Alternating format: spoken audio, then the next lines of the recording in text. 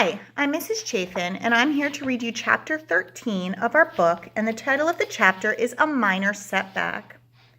Cleo spent the rest of the weekend on the couch watching recordings of Fortune with a trash can nearby, just in case. Mom and Josh got the bug too, so Dad ended up being nurse, cook, although no one felt like eating much, and janitor all weekend long. Barkley took turns in their rooms, lying on the floor near their beds. Church was not an option Sunday morning, and they had to cancel their visit with Melanie, the boys' first mom. Usually, it was the other way around. Melanie may have been flaky, but Cleo liked her. She always brought Cleo a little gift along with whatever she brought for the boys, a coin purse or a beaded bracelet or a headband. Sunday night, after everyone was in bed, Josh appeared at Cleo's door, his Superman blankie draped over his arm. "I can't sleep." Cleo lifted her head, not the tiniest bit sleepy. She'd been thinking about her business. "Come on." She pulled back her covers. He slipped in beside her and snuggled close. Cleo had shared a room with Josh after they'd gotten him and JJ from foster care, before the house add-on was done. She had just turned 6. Josh was not yet 2. He cried every night, it seemed, sucking his Superman blankie until the thing was half soaked. He would often end up in her bed, rubbing her hair between his fingers until he went back to sleep. It made her feel good to be the big sister helping her new brother feel a little less scared. He couldn't rub her sleep cap-covered braids, but he didn't seem to want to. She heard him sucking his thumb. She didn't try to stop him, even though the dentist had warned that if he didn't, there'd be permanent damage to his teeth. At least he didn't do it publicly, like JJ. Why didn't Melanie want us anymore? Cleo felt a pit in her stomach. It was a horrible, awful question that she wished didn't have to be asked or answered, even though she knew the right thing to say. "It's not that she didn't want you, Joshy. She just couldn't keep you." "But why?" "She couldn't take care of you and JJ the way you needed. I know it's hard. But if you hadn't come, I wouldn't have 2 great brothers, and that would be horrible." She heard the pop of his thumb being released from his lips. "And I wouldn't have you." He turned his head, looking up at her with his big cow eyes. That would be horrible too. Her heart squeezed in her chest, and she hugged her brother tighter. If only it were as easy to answer the same question for herself as it was to answer Josh, and if only the answers she'd given him were enough to satisfy her questions as well. She was glad she had Josh and JJ and her parents, but sometimes she felt like a piggy bank without a stopper. No matter how much money got put in, it was never filled up. Would it always feel this way? Monday morning, Cleo woke alone. She wished her stomach still hurt and her body was still hot with a fever, but neither was true.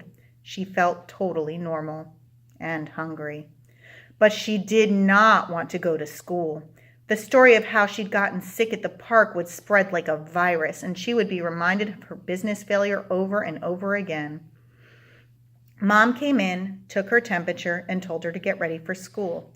"I still feel sick," Cleo whispered hoarsely. "You're fine, honey. Clearly, it was a 24-hour bug. Now get up and let's go. I'll give you a ride. And Kaylee, if she wants one." Before getting ready, Cleo searched her room for her backpack. She'd been so out of it on Saturday, she hadn't seen where Dad had put it. She found the bag in her closet, everything from Saturday still inside, including the Nerf gun and Mom's breakfast cookies. With all of them being so sick, Josh hadn't remembered his gun, and Mom hadn't asked how the cookies had gone over. Cleo hated to have to break it to her that they'd flopped. When it was time to go, she left her backpack as it was, telling herself that she was bringing the extractor just in case. Maybe she could pull the teeth of a few customers before school and get the focus back on her fun business idea instead of on how she'd gotten sick at everyone's feet. She would even try again with the cookies. If Jimmy hadn't overreacted, the other kids might have eaten them. She and Mom had both experienced minor PR setbacks, but she could fix that. Cleo and Kaylee sat in the rear of the minivan. Cleo talked excitedly about the professional organizer she'd seen on Fortune. "That's what you're going to do when you grow up, Kaylee. You would be perfect at that job.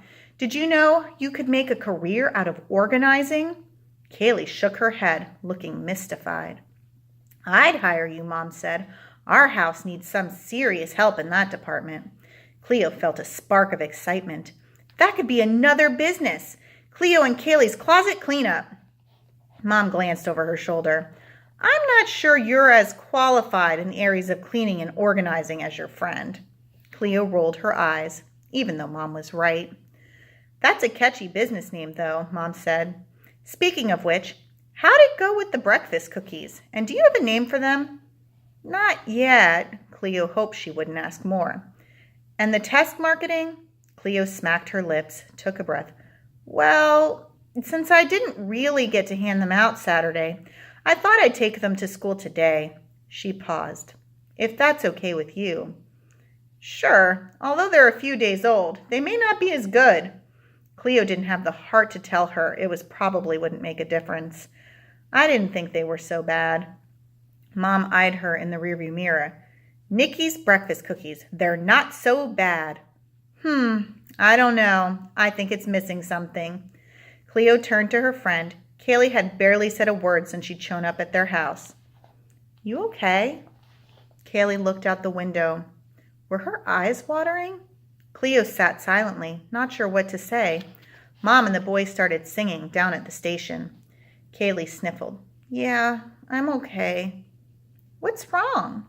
She shrugged. My dad made me go shopping on Rodeo Drive yesterday. She'd been shopping on Rodeo Drive and she was crying? Oh my gosh, I would so die to be taken shopping there. Kaylee gave her a sour look. He brought his new you-know-what. Oh, like I even care about expensive clothes. Cleo swallowed. Yeah, they were quiet the rest of the way. Once they got to school, Kaylee had more to share. So there's more bad news. I just didn't want to say it in the car. Cleo spotted Tessa crossing the street. She grabbed Kaylee's arm. Can it wait? Customer, 2:00. She raised her eyebrows and motioned with her head in the direction of their friend. Kaylee's forehead bunched and her eyes got all blinky. Cleo didn't have time to deliberate. Tessa! She shouted and waved. Were her loose teeth still in her mouth? If so, Cleo was going to offer to pull them right then and there. Tessa could pay her later if necessary. Her friend waved back, but then stopped to wait for Steffi, who was coming along the sidewalk. Cole Lewis walked up. Where were you Saturday? I came at 1 and you weren't there. Oh, Cleo stalled. She glanced at Kaylee, who stood there looking flustered. What was the big deal? He was just a boy. I had a little problem. We had to close early. Oh, okay. He was about to walk away. She could feel it. Funny video, though, he said, turning to leave. Wait a second. She grabbed him. He looked down at her hand, squeezing his arm. Sorry, she said, laughing a little. She let go. He brushed off his sleeve with the tops of his fingers. Cleo regained her composure. I can do it now, before school starts. She looked around the playground for a good spot, a spot where the recess monitor wouldn't see them. Behind the portable, she exclaimed. Cole looked startled. Wow, you don't mess around, do you? No, she didn't.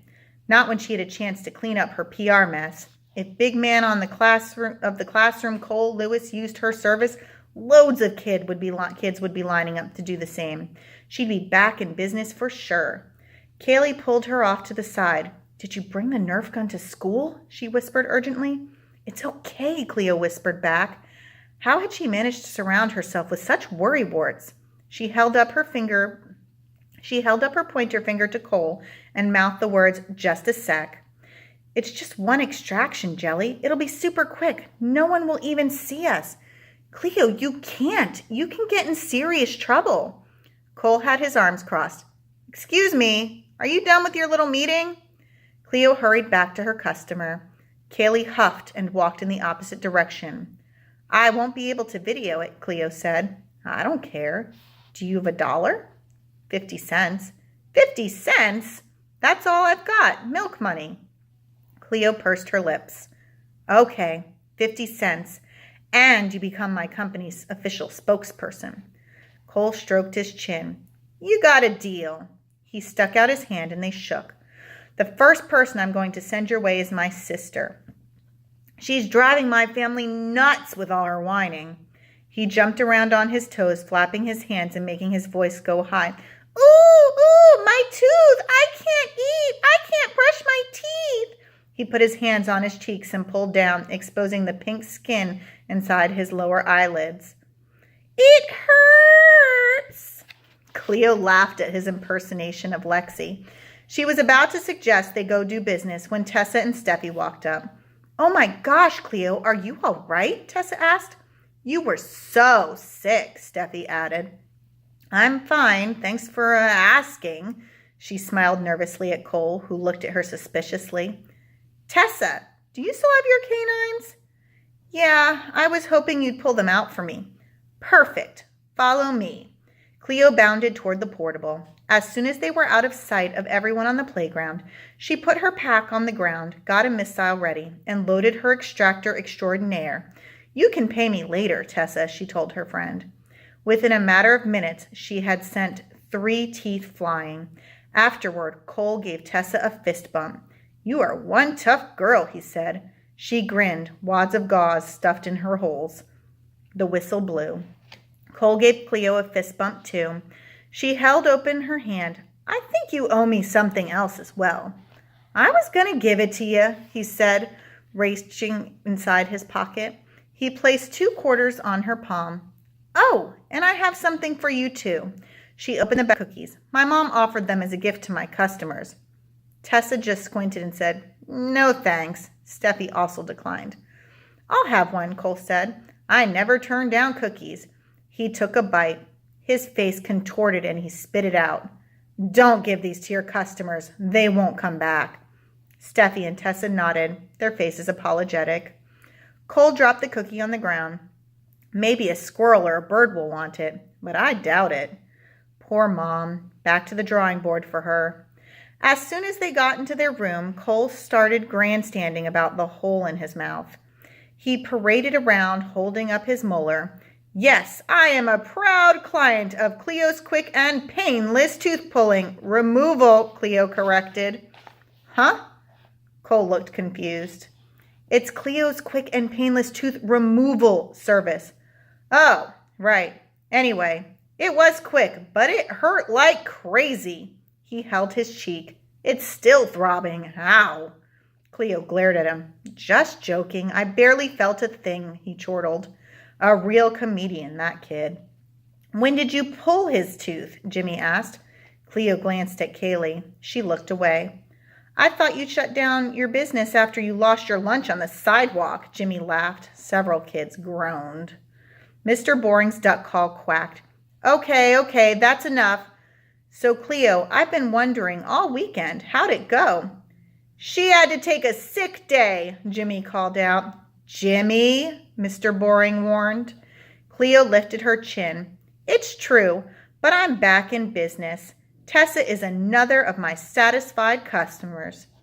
Tessa grinned, showing off 2 big gaps. Cleo's stock was on the rise again. I wonder what's going to happen in the next chapter. Do you think they'll find out that she brought her brother's Nerf gun to school? All right, guys, enjoy your next chapter.